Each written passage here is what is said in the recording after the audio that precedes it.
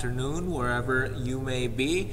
This is Sasha of Sasha Solutions, and I'm going to teach you how to maintain and fix your daily computers. This can be used at home or office if you have the proper privileges to do so. So we will start by going on to Internet Explorer or any form of internet provider you like. You can use Chrome, Firefox, or whatever you wish. I'm going to look up Ccleaner, and I personally use CNET with my Ccleaner, and I just need to simply click download. There will be an advertisement. I'm just going to pause the advertisement because I don't need to listen to that music. After the download is complete, I hit yes, and then I'm going to install. Typically, I click customize to ensure that there's no unnecessary or unwanted toolbars, especially that are being installed without my permission, or actually without my knowing. However, technically it is with my permission because I did not read the details. I will accept and install everything of which they are advertising or which they are wanting me to install. And here's Ccleaner. Ccleaner here gives me basic information about my computer. I have Windows 10 Professional 64-bit. I have an Intel i7 processor at 4 gigahertz speed, 16 gigabyte RAM, nice graphics card. But none of that really matters because all of this is going to be different on your individual computers. Now that this program is installed, I'm going to go to the first tab right here. I'm going to hit Analyze, and it's going to scan your computer for everything that is checked for both Windows and applications. Your applications and your Windows may be different, will be different actually, depending on what you have on your computer. For the first scan will take a little bit of time, depending on how messed up your computer is. This could take several hours due to the fact that I fairly regularly maintain my computer. I shouldn't take too long for this scan. As you can see, it only took 37.245 seconds for the scan, for the analysis to complete.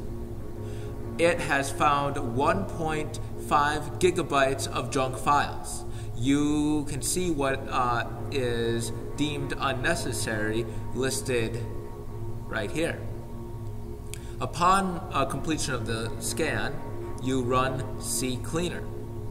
I personally do not like seeing this every single time, but I understand that I am deleting these files. It's not going to delete your personal photos. It's not going to delete all of that information. Just exclusively junk files or corrupted files or, well, temporary internet files, cookies, etc. I personally will reanalyze to ensure that there's almost nothing left. If there's just one or two items, I'm perfectly fine with that, but if I wanted to continue and do another scan, I could do so. But as long as it's under like 10 megabytes, it's perfectly fine. It's normal stuff that is created. But usually you can get to 0, which is very nice. Once a month, if you choose, you can check for updates, and it will give you an indication on whether or not your computer is updated. I will then move on to the registry. I, like the first tab, simply scan for issues. I almost forgot. Ensure that you have no internet or nothing else open when you are running the Ccleaner, or otherwise it'll request to automatically shut that down, and that is perfectly normal. I only have a few items that need a registry fix, so I fixed the registry. You can back up the changes to the registry, especially if you know what you're doing and you know troubleshooting techniques. It's highly recommended. However, I do not save the backup registries because I've never had a problem where I needed to go back and fix, and that is just unnecessary data that's building up. However, depending on your situation and how messed up your computer might be, backing up your registry might be an advisable option. Upon completing the registry fix, now this may take 5-6 times.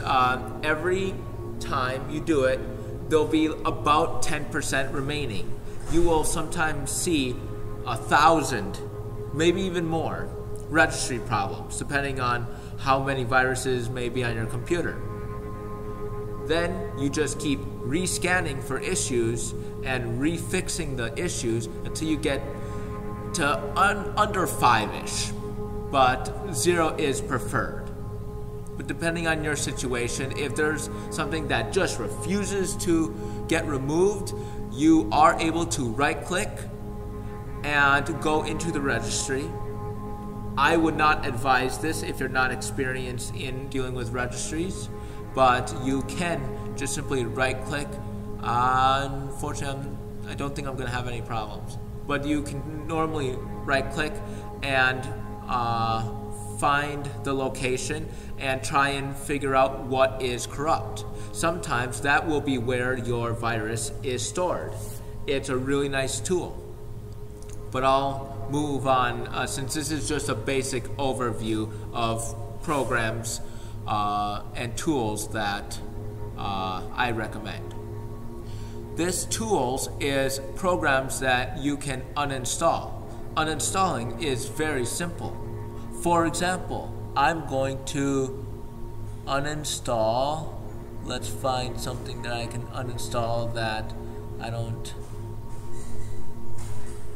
necessarily care about uninstalling. I'm going to uninstall this Mountain Blade. It's a game, lots of fun, but it's something that I'm not currently using at the time. So I just clicked on Mountain Blade, I click uninstall, and wait for it to think.